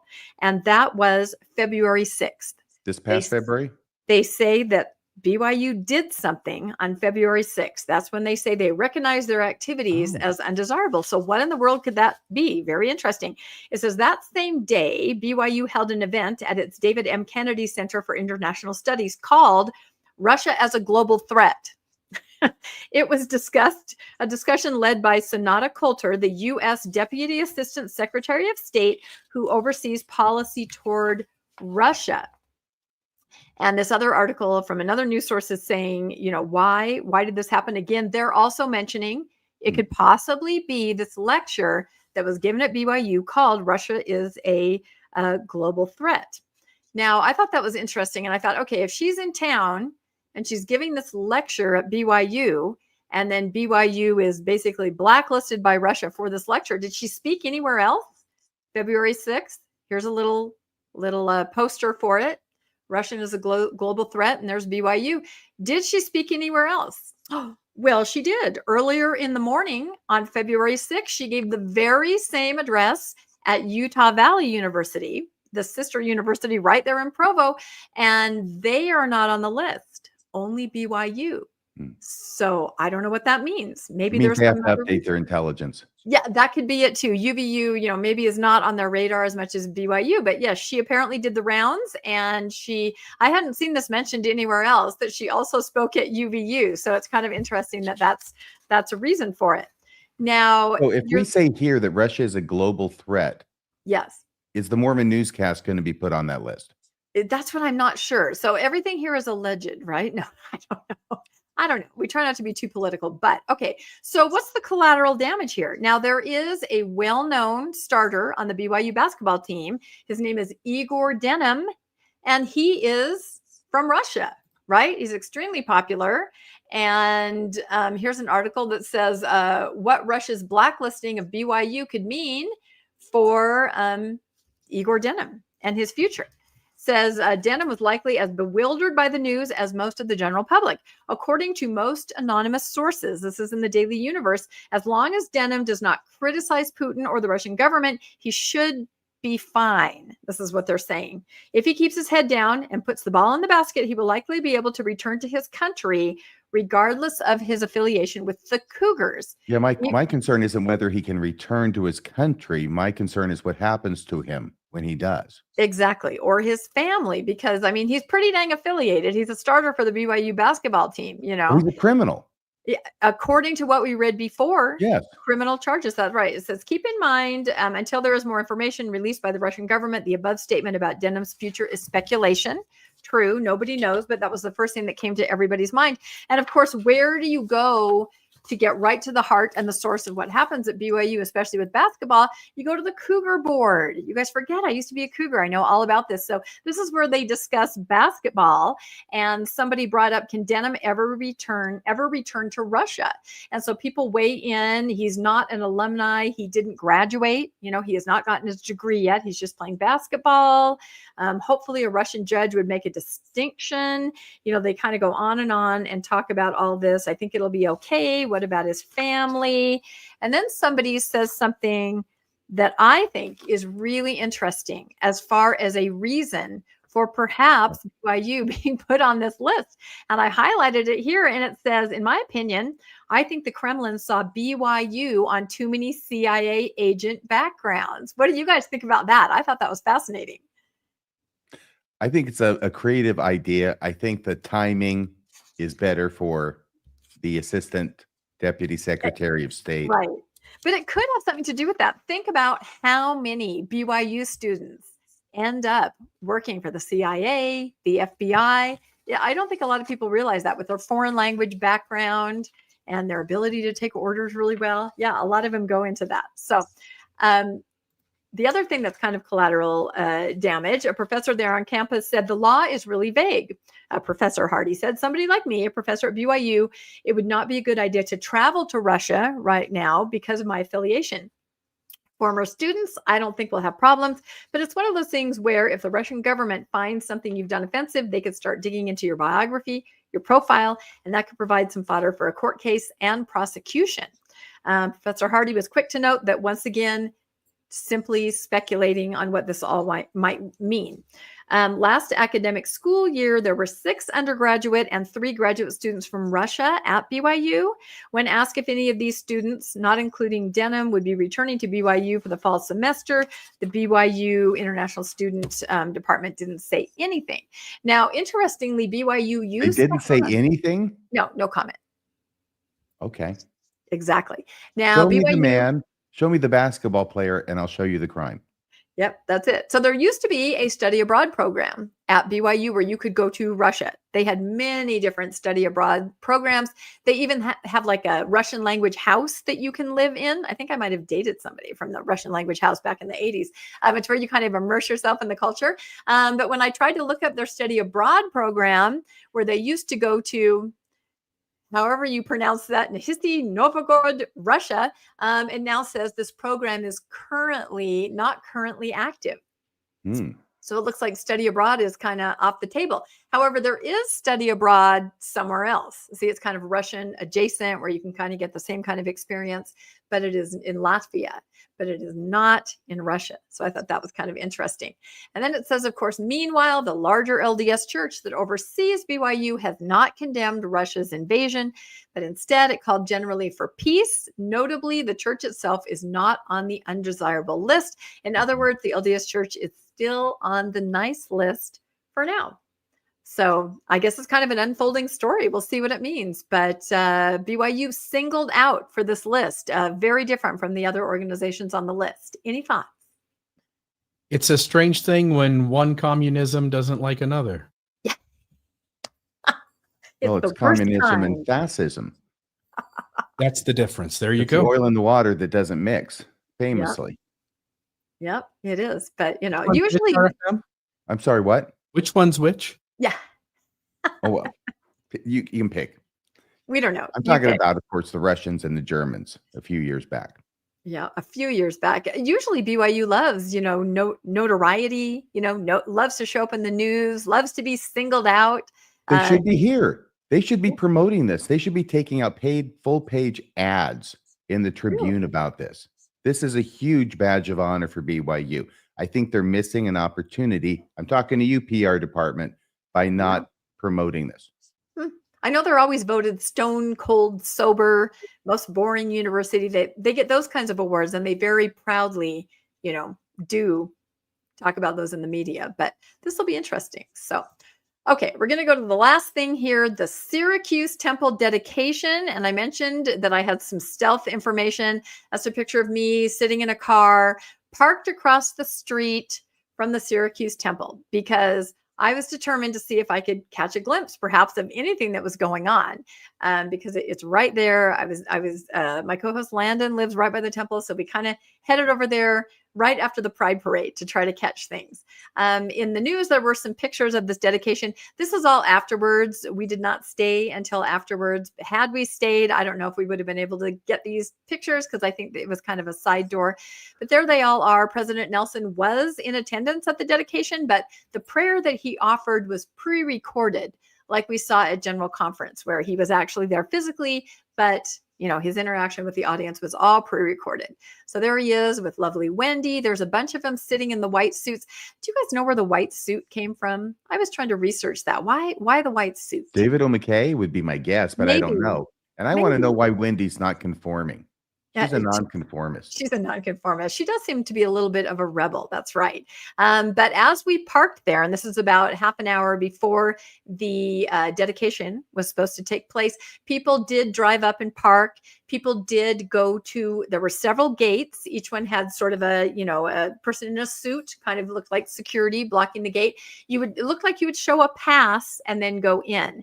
Now, only certain people are invited inside the temple for the dedication. The surrounding meeting houses that we drove past, packed parking lots, because you can go from, I think, age 8 up and get a special temple recommend to attend a broadcast of a dedication. The last time I did that, I took my kids, and it was our first experience. This is like probably 15 years ago, with the Hosanna shout. And I could tell that they all thought, it kind of went over like a lead balloon. I don't know. I thought it would be different. So, but they didn't have Dallin Oaks there, did they? No, this was before the left shark incident. Yeah, it was He's very really different. bad at that Hosanna shout. But so here's a shot of just kind of driving past the temple, and something struck me as kind of interesting. If Phil wants to play this, how intently they were at securing the gates as the meeting started. Gates are being secured here at the Syracuse Temple Open House. You can see that they are closing the gate. President Nelson is inside attending the dedicatory prayer, which is usually said in person by a church leader, is going to be pre-recorded, is what we're hearing, and I guess played at the meeting. But President Nelson is supposed to be in attendance today at the dedication of the Syracuse, Utah temple. There it was, just driving by. Now, if you go to the next slide, it was really interesting because, like I said, there was security, but when the meeting was about to start, look how hard they're trying to secure that gate. I mean, they are working that gate. They had to get that closed. And that was, I guess, to lock people out and maybe lock people in. I'm not exactly sure. I think it's because President Nelson was there. Yeah. Oh, I'm sure it was. I'm sure it was. But just that picture just struck me as really funny, that they're just trying really hard. There were some signs that we saw on the road outside. We love you, President Nelson. And then in smaller letters, Elder Cook, because he was almost there. There were a couple different signs. And the strangest thing that happened is, this is me sitting on the left-hand or the right-hand side in the passenger seat. As soon as we parked, a man in a suit came and sat down behind the car. On the curb? On the curb, right there. In a suit, sat down by the bumper. What the heck? The whole time we were there. I have no idea. I just kind of looked out of the rear mirror to see what was happening. But yeah, Did you go up and ask him what he was doing? No. We were, like I said, I was being very stealth just to see what would happen. And there were other cars parked around. There were other people on the street, but it was a strange vibe that someone would come up and sit down on the curb in a suit, right kind of next to the bumper of our car. All you do is just hit reverse and back up slowly. See what happens.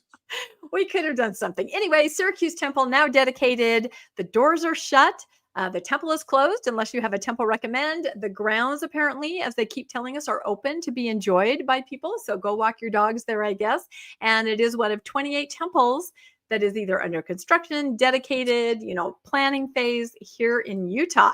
Wow. So I think Rebecca, that's it. I want to ask a question because you brought up an interesting point. Yes. This is a pre-recorded dedication of the temple. It is. Once it's dedicated, it is only for faithful Mormons, temple recommend holders, right? Exactly.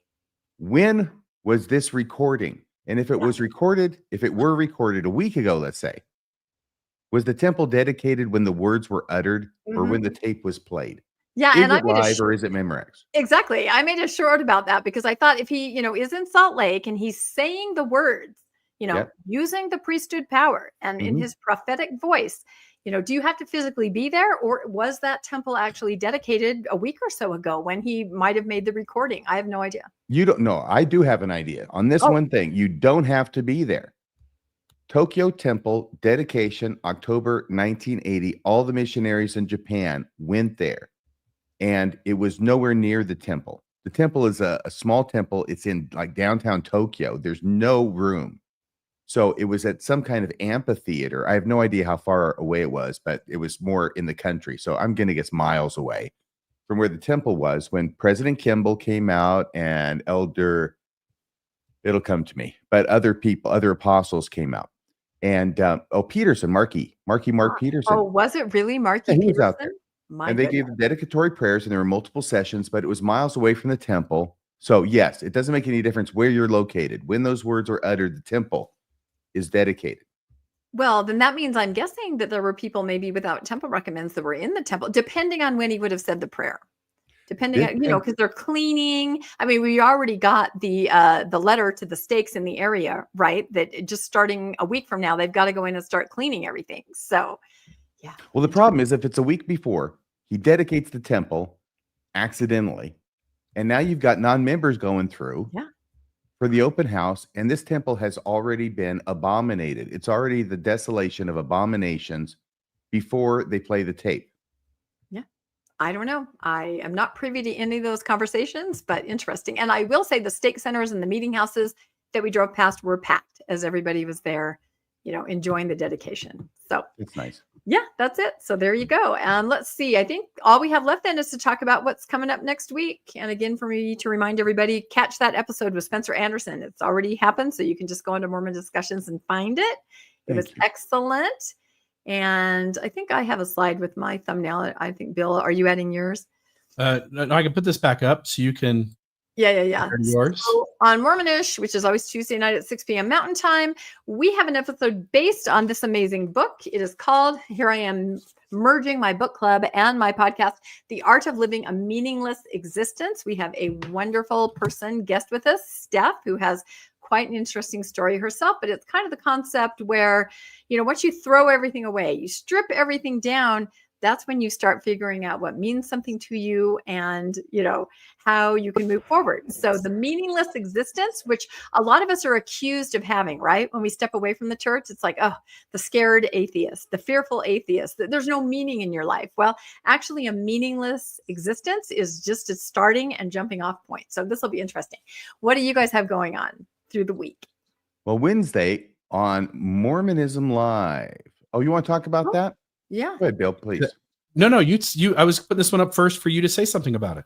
Okay, so we recorded this incredible episode with a panel of incredible women, 7 in all, minus 1, and that's Not you, me. Rebecca. You were not there I on was not Saturday there. morning when we I had a recorded dental for issue, 4+ not hours. there. No, she had we mentioned it about halfway through. Oh, that good. you Why I had wasn't there. You had an issue had at the dentist. Again, yeah, it's not great. How are you feeling?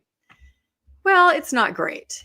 I actually went in just to, you guys have all been following my story, having shingles and then having the tooth. It's all related, apparently.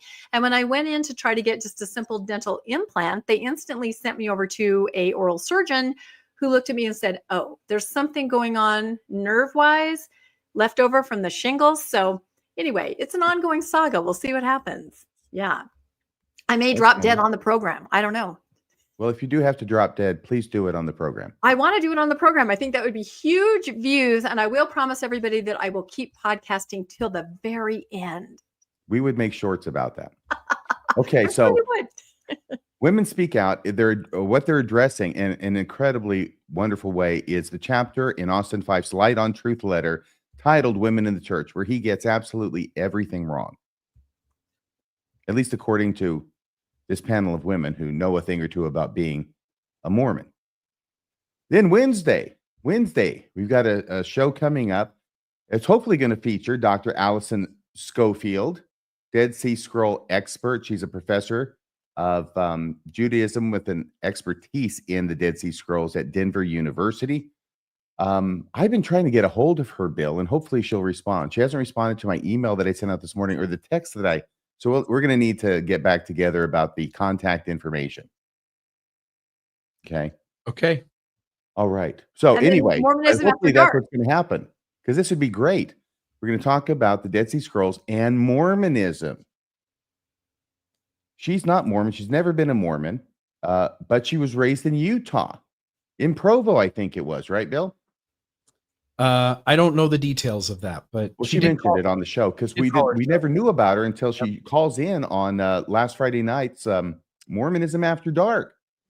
And she's talking along about this, that, and the other thing. And then all of a sudden she's on about the Dead Sea Scrolls. And, oh, yeah, I work on the Dead Sea Scrolls. I said, what do you mean you work on the Dead Sea Scrolls?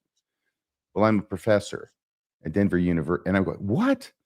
And so finally, you know, I asked her what she was doing next Wednesday night. She said nothing. So I said, come on the show. Now she's, you know, I don't know. I can't get a hold of her. I do find, you know, it's interesting. I want to use the word erudite, but you have folks who aren't even members of the church, and they are scholarly experts in their arenas, and they're tuning into Mormonism Live and Mormonism After Dark. That's a cool thing. It really is. It really was interesting, though, and maybe you guys have run across this on Mormonish. We've had invited several scholars to come on to talk just about their discipline. You know, it's adjacent to Mormonism. We don't even really want them to address anything in Mormonism, but we kind of, you know, want them to talk about their discipline, which any person is going to go, oh, I get it now, related to Mormonism. And we've had people say, I have friends that are Mormons. I have neighbors that are Mormons. I can't talk about my discipline because it might blow back on the beliefs of faithful Mormons. So not only is there fear among just people to try to rain on that parade, but scholars and their disciplines, which they know are going to be counter to what Mormons believe, they're reluctant in some cases to talk about it. Just professionally, they don't want to be seen as religious bigots simply by talking about the actual truth, actual information. It's interesting. And then the only other thing I've got here, Almost Awakened, Teresa and I put out an episode, Who Am I Without Obedience, with the church woman on the left and then her more authentic self on the other side. And we go into detail about how hard it is for people that go through this process, through the dark night of the soul, and go through a period of their life where obedience is how they are valued. And then one day you decide that, having taken some of it apart, that you'd much rather be your authentic self. And sort of speaking to people on the front end of a faith journey, trying to help them have some resources and tools. So there's that as well. And then Mormonism After Dark, still on Friday night. By the way, Allison, if you're out there watching by any chance, okay, Radio Free More, just check your inbox, okay? Check your inbox at the university, okay? Because that's where I sent it. And I also, and check your phone, because hopefully I was using the right number when I texted you. I think that was Saturday. So yes. Yeah. It didn't bounce back to me. That's all I know. So yeah, she's busy. She's a professor. She will get back to you. I know. I'm sorry. I just get anxious. I know. No, I get it. That sounds like an amazing episode. So it's going to be fantastic. Right. No, it is.